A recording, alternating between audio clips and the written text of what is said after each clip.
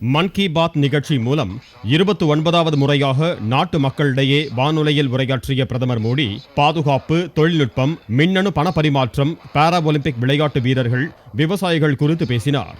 104 செயற்கைக்கோள்களை ஒரே முயற்சியில் விண்ணில் செலுத்தியதன் மூலம் இஸ்ரோ வரலாறு படைத்திருப்பதாக பிரதமர் மோடி கூறினார்.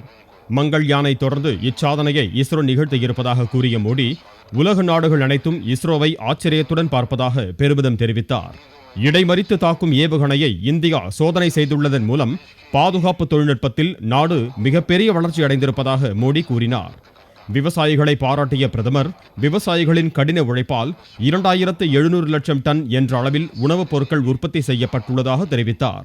பாரா ஒலிம்பிக் வீரர்களுக்கும், பார்வையற்றோர் கிரிக்கெட் போட்டியில் வெற்றி பெற்ற இந்திய அணியினருக்கும், ரக்பியில் வெற்றி பெற்ற பெண்கள் அணியினருக்கும் பிரதமர் மோடி பாராட்டுக்களை தெரிவித்துக் கொண்டார். நாட்டின் பெண்மணிகளுக்கு அதிக முக்கியத்துவம் தரப்பட வேண்டும் என்று பிரதமர் கேட்டுக்கொண்டார்.